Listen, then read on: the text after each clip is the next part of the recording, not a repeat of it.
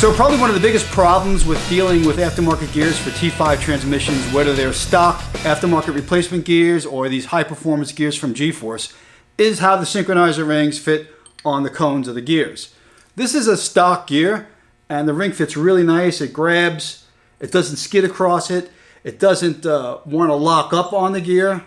And so what I find is that either the ring, when they fit on the cones, are either too low, too high, or they start to lock up on the gear because they have an edge on the back side of the cone that allows the ring to kind of screw itself on and lock into place. And if that happens, you can actually break the strut keys of the synchronizer assembly.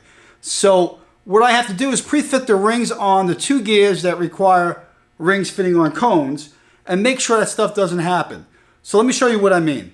So here, for example, I have a Ford Motorsport input shaft and a brand new synchronizer ring for it. Ring fits on the cone really good. If I push down on it, it kind of locks it in place and it doesn't want to try and screw on either direction that I go in. It'll lock, but it won't try to lock up on the gear, okay? Now, if I take this Gforce input shaft over here and put it on, put this ring on here, it is skidding across the gear and also trying to screw itself on. Now, typically, see, it's stuck to the gear now. So what's going on right now and why that's happening is because when they machine these cones, they don't put a back cut on it. And they leave a very slight little edge. And that ring will catch the edge and simply lock itself onto the gear. So I go over with a file, actually, and I kind of clean up the edge and work it and sand the cone until that doesn't happen. So I'll be going like this across the whole edge, the back side of the cone, and just keep on working it until I can get the ring to stop skidding on the gear and smoothly release and engage the gear. So that's kind of what I have to do. And then keep on trying. See, it still wants to lock on. If I turn it this way, I'm literally screwing the ring and locking it into place. Now, you would think that a company like Gforce would check this stuff out, but they don't. So this is the problem when you're dealing with a $1,500 gear set. You still have to tweak all these things and fix all these little issues that go on with them. And unfortunately, that's the way it is. That's the way they sell their products. And this is what you have to do to make the corrections. So I'm going to work this cone now with a file and with a stone and clean up these edges and then kind of sand it with some paper so that I can get the rings to fit on them good and release properly. So what I'm doing is I'm going to take this round file and kind of break the rough edges on the back side of the cone. You can actually feel them. You would think with all the polishing that they do that these edges would come off, but they don't. And that's the misconception that people have when they super finish gears, or some people call them REM finish gears, that they think it's going to get rid of all the little troubles that they have, but it never works like that. So you really have to kind of do all this stuff, and then once you feel it, you've got a nice smooth file going across the cones, because this is hardened metal, so we're just trying to break these little microscopic edges down that cause the ring to grab the cone. Then what I'll do is I'll take some 1500 paper and I'll go over the whole cone like this. And hopefully we can get the ring to fit on it. So now it's grabbing properly in both directions and not catching the gear. That's what we want. Now we'll do the same thing to the third gear and then start putting the main shaft together. So now what I'm going to do is I'm going to take some ATF fluid and oil the ring with it.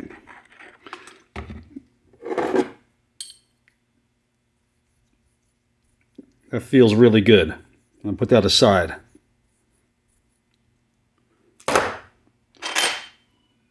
Do the same thing with the fourth gear synchronizer ring. So I got a feeling this particular bearing is going to be loose, just like the others. So I'm putting some retaining compound on the inner ring of the front bearing.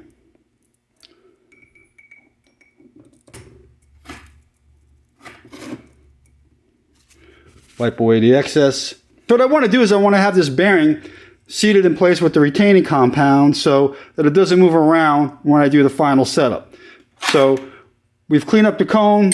We've got the ring fitting really good on this cone now. Everything's ready to go. So I'm going to put this aside with this over here. Got the third gear done. That fits good.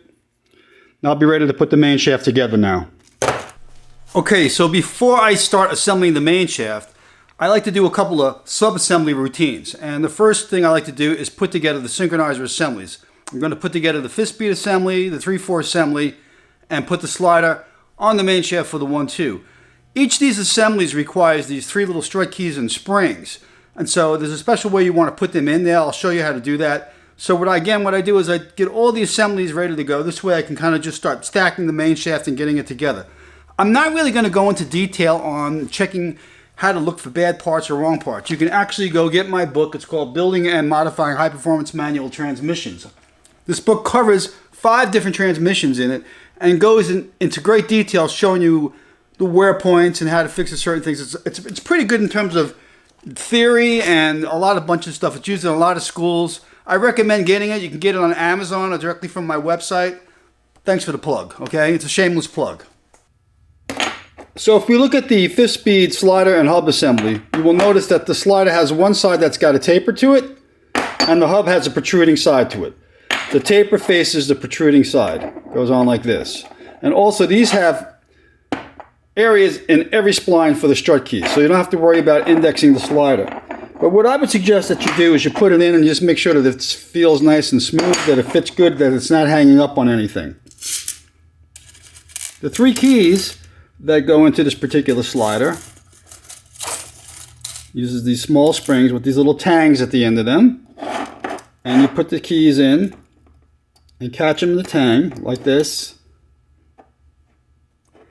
and then build it.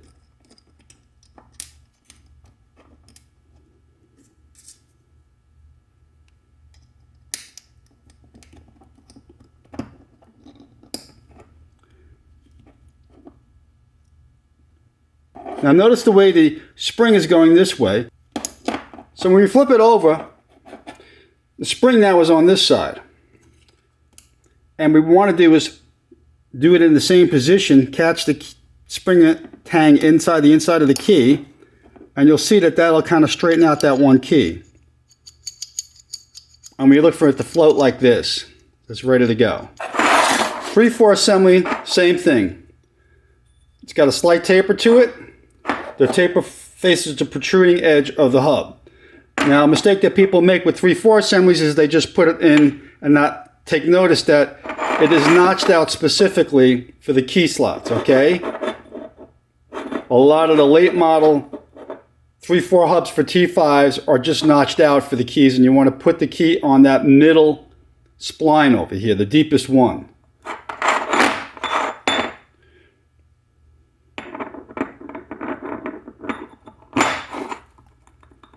Now what you could do is, see where you have the slop here like this and rocking, you can move it. You've only got 3 different places you could put this in,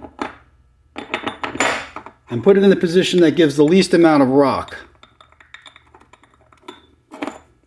That's what they're supposed to do from the factory. Because hubs and sliders have run out. This fits good. We do the same thing with these keys. Now, later keys have these little wings on them. On the bottom, they correspond to hubs that have little cutouts for the wings. This is so the keys don't pop out that easily. So you drop the key in, same thing, catch the tang of the spring in the middle of the key, kind of apply pressure to it, bring it around, do the next one, and then do the bottom one. Flip it around, do the same thing.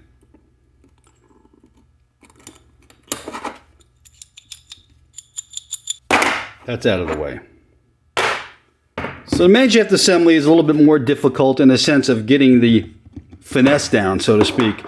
And so we have a hub on here that's part of the main shaft. You never remove this hub, otherwise you'll never get it on properly. It's kind of broached onto the shaft. Slider again has a position only for the keys. You can see the deepest key slot in each spline. So there's 3 splines that actually 1, 2, 3, 120 degrees apart. So you have to line these up with the slot on the main shaft. So I'm doing is I'm getting that one lined up, putting it on. And this slide fits really nice on this. It It's really good. It doesn't rock that much. Slides nice and easy back and forth. Also, notice the position of this particular slider. It is facing forward. The pointy teeth are facing forward, and the shift fork groove is facing forward. So what you could do is just lay these keys like the other ones in the hubs. Sometimes if you're inexperienced, you could use some assembly lube to keep them in place. We'll see how this goes. Let's see if I mess this up or not. Put them in like this. It's kind of hard for me to do it like this because I'm trying to show you on camera, okay? This way you get a clear visual. So I got this tang caught in this key. Same thing, I'm going to try to catch this other key.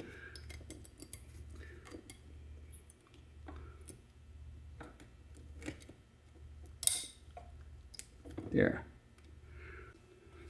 So this key had the tang on it, and I'm going to sneak it around this way. I know it's crazy to do it like this, but this way you can see what I'm doing. Hopefully I'll catch it right. Yeah. And let's see if I can do this.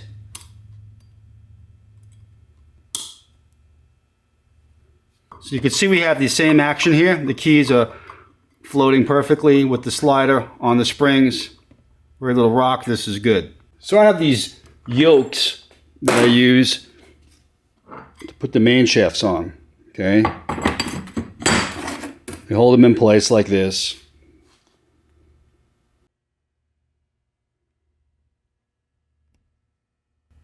This allows me to work on the main shaft assembly and build it with it standing up. Now sometimes people put these in a vise down here, but what I do is I just kind of put it like this in this little piece. It does the job, works perfectly for me. So now what we're going to do is we're going to put the 1-2 synchronizer ring in place, thrust washers, and build the whole thing up on the front. Do the same thing in the back. Now normally I would do second gear and first gear, but because this is a .80 overdrive set and the overdrive gear has to be assembled on the back side while this whole assembly is in the case, I need to get everything done on the front section first. Okay, so a little note about the 1-2 synchronizer rings. They come with 3 pieces: an inner cone, the lining, and the outer shell. These are a new design. If you notice these types of carbon fiber bonded with this serration here like this is for oil improvement to the lining. This is the latest design. This is what they use in all new T56 style transmissions in the Magnums.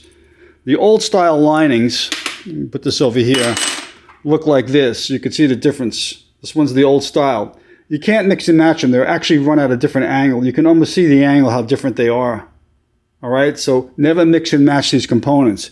If you've got old assemblies, throw them away and use the new ones. Keep them matched. They usually have a gold dot on them and sometimes a little green dot over here. That indicates that they're the new type of assembly. The cones are different. Everything is different. So they do not work together. So they got to stay matched. Very important. Now what I do is I will lubricate these. Sometimes if you want ahead of time, just put them in a solution. Keep them lubricated before you put them on here. So I'll just put some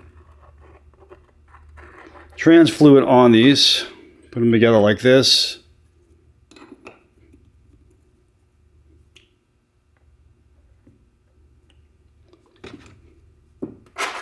I was too lazy to soak them, okay? So all these boxes run on some sort of Dexron 2, 3, 4, 5 equivalent in the day. Now we use some really good synthetics like Driven Racing STF or Royal Purple Synchro Max works good. Even GM Synchro Mesh fluid works good. But I've been having very good luck with the Driven STF and the Royal Purple Synchro Max. Okay. And let's put some more of this stuff on there. So what I do is I just simply drop that whole assembly down. Now you're going to have these little slots over here that need to go match with the keys. Okay, they may not work. You also want to make sure that the ring spins well. Sometimes hubs can get damaged and the ring will hang up on the hub then. That fits good. Next step is the thrust washer. That goes in place. Next one is the spiral lock retaining ring. And you really need a screwdriver. These are very sharp to start them and kind of work it down.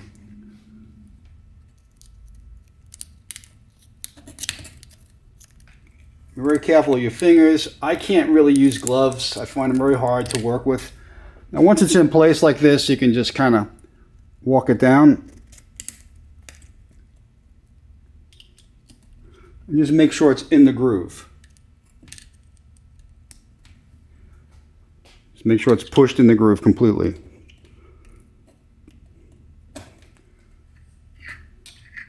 So now we have it engaged in the keys, like this, and it's spinning nice. All right, so now that the synchronizer ring is in place with the spiral lock snap ring, what you want to do is you want to put the second gear in place first. In other words, I do not put the roller bearing in there because sometimes the little spacer gets caught. So what you want to do is put the second gear in first, then that little spacer. Put some lubricant on the roller bearing and slide it in. See? This way you know it's in there good. Then you have the thrust washer that goes in place next. Now the snap ring that we're going to put on has got a little bit of a side cut to it. I don't know if you could see that little bit of a cut to it. But it's very important that you do not put the snap ring upside down, because putting it this way allows you to get the pliers and actually take the snap ring back off. So make sure the ends are faced like this. There's actually a direction to these snap rings. People make the mistake of putting the snap rings upside down and then they become very hard to get off. And a lot of times too, if you overstretch the snap ring, the third gear isn't going to fit on properly. So same thing, you could see if I put this third gear on now, it's over the snap ring. It's a good way of checking. So you put the third gear on, this way you make sure your snap ring isn't overstretched. Then you put the spacer on for the roller bearing. Grease up the roller bearing. Put that on there as well. Check how it spins. Oh, beautiful. Spins nice and beautiful. Now we've already lubricated the synchronizer ring. See, it fits on beautiful now. Grabs the gear good.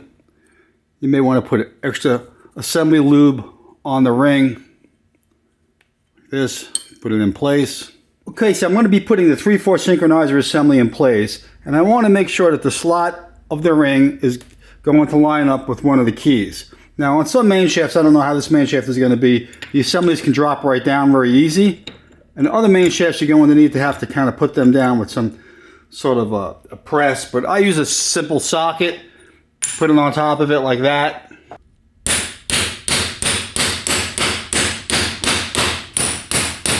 But before I start smacking this thing down, I want to make sure that the key, of course, is lined up with the slot. Okay? Very important. Otherwise you could start ruining your synchronizer rings. So I kind of catch it, make sure it's caught before I drive it home.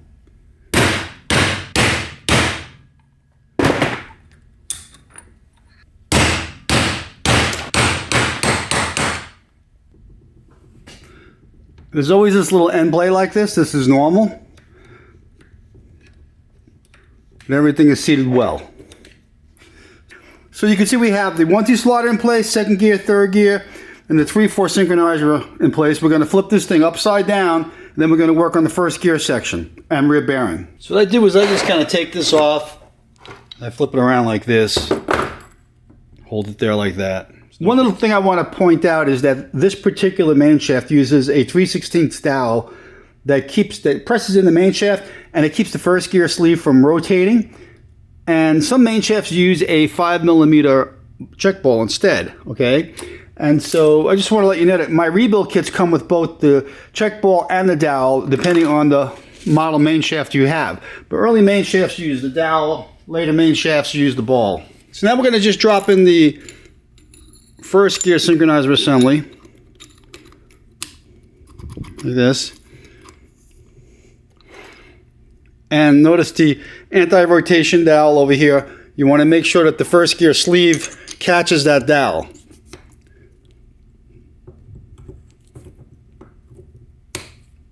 Like that. So I'm going to put some more lubricant on this roller bearing here. So there's 4 drive pegs on these synchronizer rings, and you want to make sure that the 4 drive slots engage those drive pegs on the gear. Next thing is to drop the rear bearing cone in place. You just may have to tap this gently in. So normally if you have a stock 5-speed gear like this, you could put this on with the snap ring right now. But because we're using a .80 overdrive gear, which is much larger, this will not fit inside the case. It has to be put on outside. So the main shaft has to be in the case for this gear to go on. But normally, if I were to continue with this procedure, I would put this gear in place with the snap ring right now. So what I do is I hold my finger on this rear bearing over here, and I'm going to just slide this right in. Sometimes these gears will slide right down the main shaft. This bearing was actually fairly tight, but it can slide on. So what I'm going to do is just tilt this like this and try to sneak it down here carefully. See, I got my finger here, I'm putting it here, holding that bearing in place. It's going to lay this whole gear train just like this in here. Then I'll take the rear bearing race and slide it in place.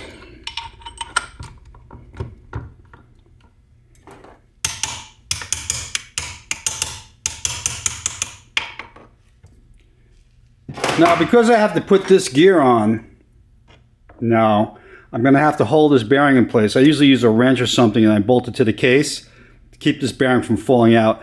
And I'm actually going to have to put this whole thing in the press. Usually I'm going to remove this rail before I do that.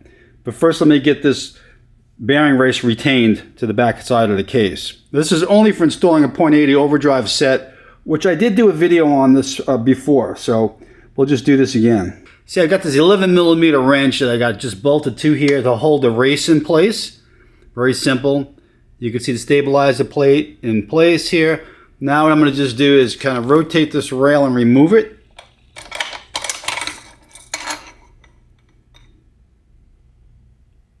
And now what I'm going to do is put this whole thing in the press and press on the 5th gear.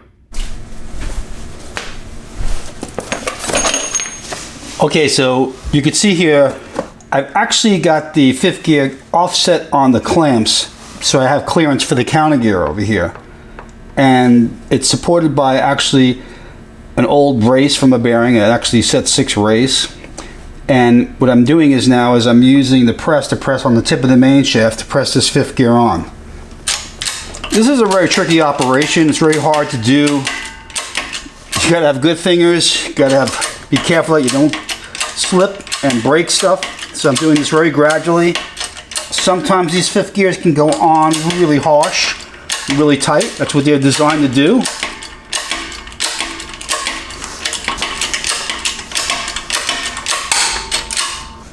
Very good.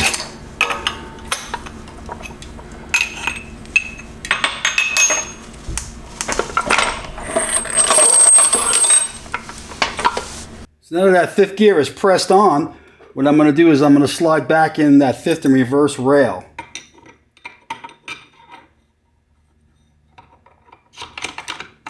So nothing becomes disengaged. Put that back in place the way it is. Then we're going to put the snap ring on over here.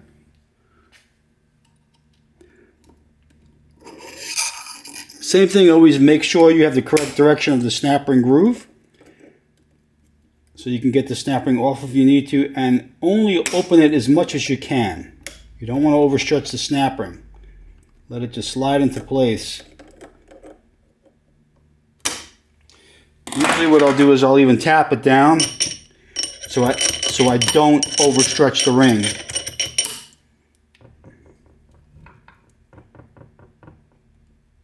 It's got a nice grip. It's good. Now before I put on the 5th gear on the bottom, what I want to do is I want to put the input shaft in first, because this is going to give me some movement to get the input in, okay? It'll allow me to wiggle it in better. So we'll put this aside like this. We'll put the input in. So inside of the input shaft, and so in front of the main shaft and the input shaft, we're going to have 15 needle rollers, flat Torrington roller and race, and a little spacer for the needles. So let me show you how that all goes together. So what you want to do is use some of that assembly lube and coat the inside of the input shaft and just lay these needles down into it. The assembly lube will allow the needles to stick inside of it.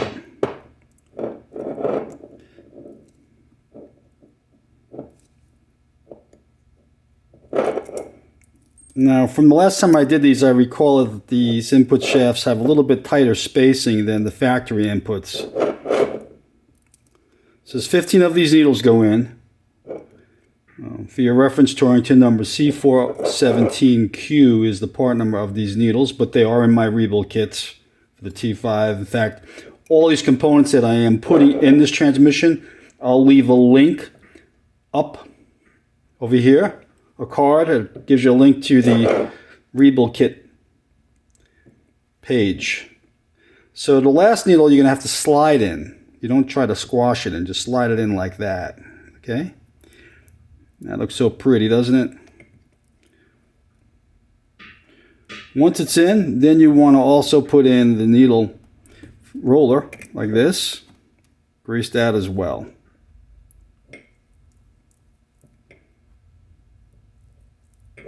So on the 3/4 hub, you're going to put the flat Torrington race against it with some grease. You're going to take your synchronizer ring, and I'm putting assembly lube in 3 of the key slots to make the ring stick to the keys. Like this. Then we're going to take this spacer, same thing, put that in place. That kind of covers this area over here. You see where that's unground? Now the input shafts have a little cutout over there. Right here where it clears the cluster gear. But that's why I leave the 5th gear out in the back so that I can maneuver things around better.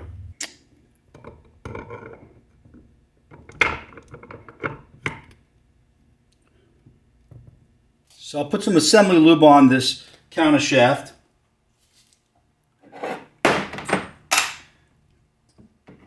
I'll put some assembly lube on the cone of the 5th gear. Put the ring on the gear. These rings fit really good. They lock up well. And I'll put this gear on here. Just like that. Now this particular box had an old bronze shift fork that we had made with 3 pads, and it had absolutely no wear on it. So I'm going to use this over. Normally it would be just an aluminum fork with plastic pads that we're going to use actually on the 1-2 and the 3-4. I'm going to slide this into place. You have to put the synchronizer assembly into it and slide the whole thing in place. And usually what I do is I kind of hold the rail and I tap the fork in. Little by little I walk everything in. So once I kind of walk it in a little bit, then what I'm going to do is I'm going to catch the synchro keys, these 3 keys, with the ring. So I can allow the whole assembly to go in further. So once you have the synchronizer assembly in place, you want to put the synchronizer key retaining plate in. Now, some later units have a reverse brake system that has something a little bit different. I always use new retaining rings, which are also in my kits. Very important.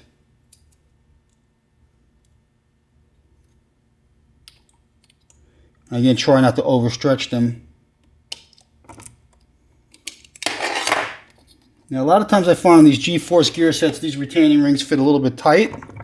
So what I try to do is take a punch and gently tap them into, make sure that they're seated, okay? Because sometimes I think the dimension's a little bit off on these gears. The groove could be deeper than it should. So I just kind of make sure that it's seated better. That looks good. So I'll get in here and just make sure, again, it's seated. Plate feels nice and tight. It's behind the keys correctly. Once that's in place, then I'm going to put the dowel pin in here. I just make something to support the fork while I put the pin in place.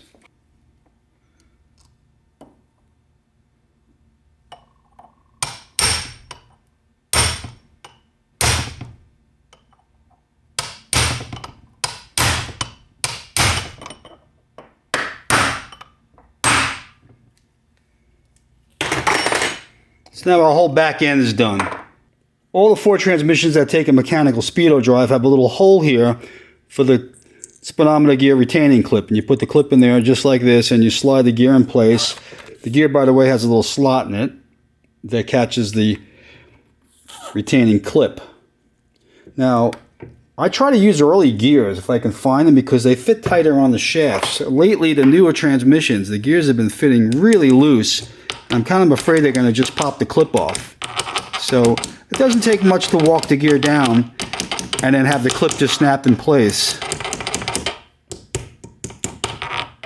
I'm being very careful here, obviously not to dent the plastic, but you'll see that the clip now just kind of came up around the gear like this. And then what I'll do is I'll just tap it backwards a little bit, just to seat it against the clip.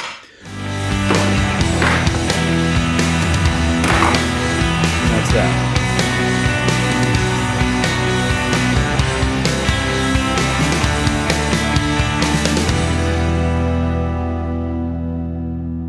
Okay, so before I do a final assembly of the transmission, what I'll usually do is bolt the extension housing on, shim the input shaft with the bearing retainer in place, put everything together without the top cover, without any sealant on it, so I can just make sure the unit's going to spin okay, it's going to spin smooth, and everything looks okay. Also, because I'm using that .80 overdrive set in this extension housing, it had to be machined. So I like to make sure that the extension housing actually fits on there, so I'm not messing with everything when there's sealant and all sorts of glue on the unit. I also can leave the top cover off and get a better look visually inside the transmission and see how everything looks.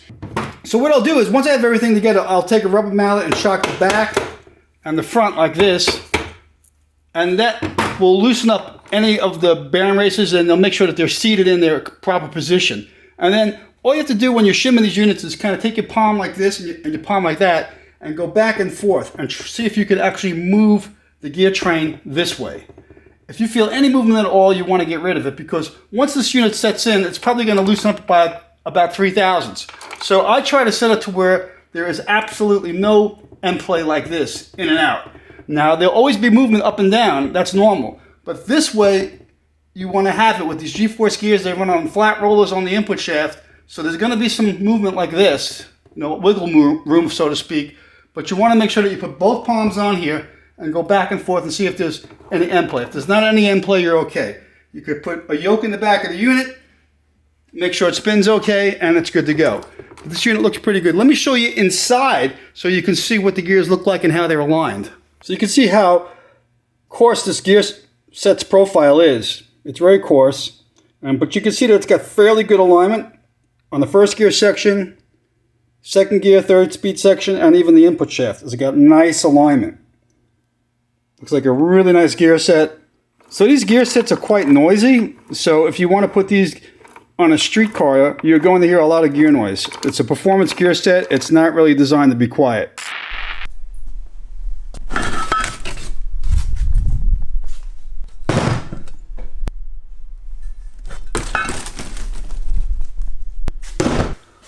All right, before I continue, I need to respond to this question that is often asked of me about why the extension housing bushing for T5 transmissions are not included in my world-class and non-world-class rebuild kits.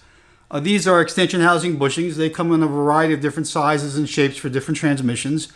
But the T5 extension housing bushing used in GM applications and in Ford applications is part of the extension housing assembly.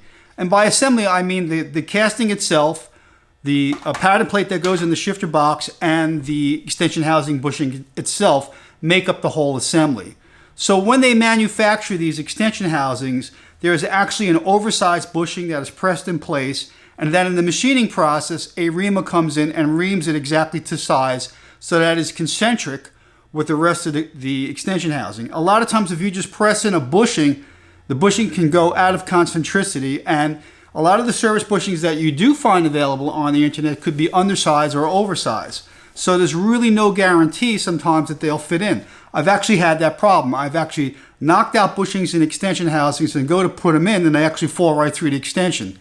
The other thing that's happened is I put them in sometimes and I can't even get a drive shaft yoke in them. So a lot of times if I need to change a bushing, I happen to have a lot of new extension housings laying around in the shop. But if I need to change a bushing, I'll go out and get a service bushing, and hopefully it'll stay within spec. But the clearance that you need to have, in other words, the clearance of the yoke between the bushing diameter, and the yoke OD is supposed to be around 5 thousandths, roughly 2.5 thousandths per side for oil clearance. If you get a little bit bigger bushing or a little bigger yoke, let's say, and it doesn't fit in there correctly and you have some sort of mismatch, you can get a seizure or you can get a lot of leaks. Now, let me show you something here. Let me get this. I have a wide variety of assortment of adjustable reamers like this that are used to ream out bushings like this one, okay? So when they're in the extension housing, if they shrink down, I can open the bushings up and actually ream them to size so they fit within the spec of the yoke. So a lot of times the process of blueprinting these transmissions, in a sense, is actually reaming the bushings to size. Now, everybody can't do that, and everybody can't afford a $300 reamer, and there's many of these I have that cost a few $100s a piece.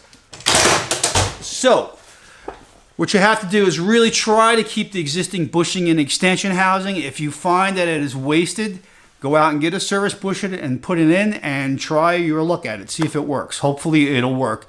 If you need to get a new extension, get a new extension. That's the little lesson on bushings.